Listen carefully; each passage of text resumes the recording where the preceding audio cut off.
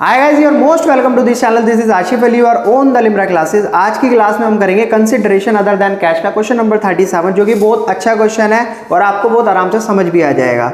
ठीक है, तो मैं क्वेश्चन को रीड करने जा रहा हूँ। क्वेश्चन मैंने आपकी स्क्रीन पर भी शो करा दिया है। क्वेश्चन कुछ इस तरीके से दे रखा है। संदेश लिमिटेड ने अपने घर में बोला कि आज मैं किसी का बिजनेस खरीदने जा रहा हूँ, और वो जा किससे रहा है बिजनेस खरीदने के लिए? संचार लिमिटेड से। तो संचार लिमिटेड वहाँ पहले ही बैठा है मन बना कर के कोई मेरा बिजनेस लेने के लिए आएगा तो मैं 15 लाख रुपए में उसको अपना बिजनेस बेच दूंगा। ठीक है, तो संचार को कितने पैसे देने पड़ेंगे? संदेश लिमिटेड को 15 लाख रुपए। अब 15 लाख में से जो हमारे संदेश जी हैं उन्होंने 10% का तो चेक दे दिया, बाकी का बचा हुआ बैलेंस उन्होंने कहा कि एक काम करो, आप मेरी कंपनी के इक्विटी शेयर ले लो। 100 रुपये का एक है प्लस 20% प्रीमियम के साथ। तो मुझे संचार लिमिटेड कंपनी की कुछ एसेट्स और लायबिलिटी इस टेबल में शो करा रखी हैं। पास करनी है कुछ necessary journal entry in the book of संदेश लिमिटेड। तो संदेश लिमिटेड को अपनी किताब में कुछ जर्नल एंट्री पास करनी है।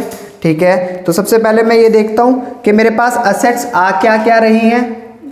तो बिल्डिंग आ रही है, बिल्डिंग, अकाउंट, डेबिट। अब कंडीशन ये आ गई कि एक बुक वैल्यू है और एक है एग्रीड वैल्यू। तो हम यहाँ पर क्या रखेंगे? Agreed value. अरे इतना समझदार कब से हो गए तुम लोग? 6.5 लाख रुपए। तो यहाँ पर आपको बुक वैल्यू से कुछ नहीं करना, सिंपल जितनी भी एग्रीड वैल्यू लिखी हुई है उनको यहाँ पर मेंशन करना है। Plant and machinery account debit amount है 2.5 लाख रुपए, 2,50,000। फिर आता है स्टॉक। स्टॉक का अमाउंट दे रखा है मेरे को 5 लाख रुपए। ठीक है सर। फिर उसके बाद आता है ट्रेड रिसीवेबल। ट्रेड रिसीवेबल तो इसका अमाउंट मेरे को गिवन है 2,50,000 रुपये। अब यहाँ पर मैं ना एक डेबिट साइड में एक लाइन का स्पेस छोड़कर चलूँगा, कहीं ऐसा ना हो कि कहीं इतने का बिजनेस नहीं है और उससे ज़्यादा मेरे को पे करने पड़ रहे हैं। तो मैंने आपको एक कंडीशन बता रखी है ना कि वहाँ पर वो अमाउंट किस में डालते थे हम? गुडविल में। तो कंपनी की गुडविल होती थी, इस वजह से हम उसे ज़्यादा पे करते थे। तो डेबिट साइड में मैं एक लाइन का स्पेस छोड़कर चलूँगा, कहीं मेरे सामने ऐसी कंडीशन ना आ जाए। 2 अब आ जाते हैं, बात करते हैं लायबिलिटी की। 2 ट्रेड पेबल। 2 trade payable. ठीक है, अमाउंट है ट्रेड पेबल्स का 2 लाख रुपए। ठीक है सर। अब जो हमारे वेंडर सर हैं यानी कि 2 संचार लिमिटेड, उन्हें हमें कितने पैसे देने हैं? उन्हें हमें देने हैं पूरे के पूरे 15 लाख रुपए। ठीक है, अब क्रेडिट साइड आ रहा है 15 और 2 17 लाख रुपए आ रहा है हमारा क्रेडिट साइड। और डेबिट साइड अमाउंट कितना आ रहा है फटाफट से टोटल करके बताओ? 16.5 लाख रुपए लगभग। हाँ, 5 2 7 5 5 10 6, हाँ 16.5 लाख रुपए। तो डेबिट साइड का अमाउंट आ रहा है 16.5 लाख और क्रेडिट साइड का अमाउंट आ रहा है 17 लाख रुपए। तो इस कंडीशन में मैंने आपको एक बात समझाई थी कि जब भी क्रेडिट साइड का अमाउंट ज्यादा हो, यानी कि आप पैसे उस बंदे को ज्यादा पे कर रहे हो, कितने ज्यादा पे कर रहे हो? पूरे 50,000 रुपए ज्यादा पे कर रहे हो। तो वो 50,000 रुपए जो आप ज्यादा अमाउंट पे कर रहे हो वो है फर्म की गुडविल, वो है कंपनी की गुडविल। तो आप उसे कहाँ डालते थे? Debit side. Goodwill account debit 50,000 रुपए, ये एक तरीके का बैलेंस होता था जब भी बचता था, तो इसे हम लास्ट में लिखते थे। तो पहली एंट्री तो आप लोगों ने कर लिया बहुत आराम से और वो आप लोगों को बहुत समझ भी आ गई होगी। ठीक है, सेकेंड एंट्री कर लेते हैं फटाफट से।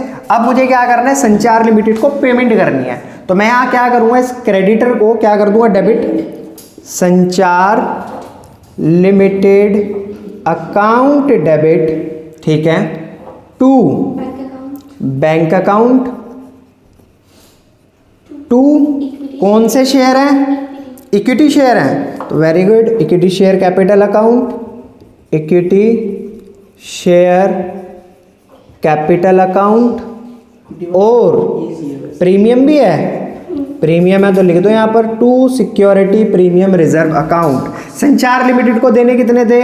15 लाख रुपए देने थे सर, जिसमें से बाय बैंक हमने कितने परसेंट दिए? 10%। तो 15 लाख का 10% आएगा 1.5 लाख रुपए। तो 1.5 लाख रुपए जा चुके हैं हमारे बाय बैंक।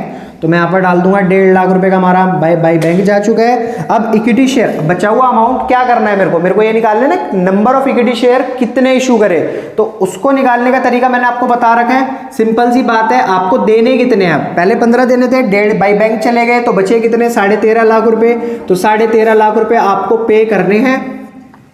एक शेयर की कीमत क्वेश्चन में दी हुई है 100 रुपये और 20% प्रीमियम, यहाँ पर टोटल हमारी 120 रुपये आ रही है एक शेयर की वैल्यू।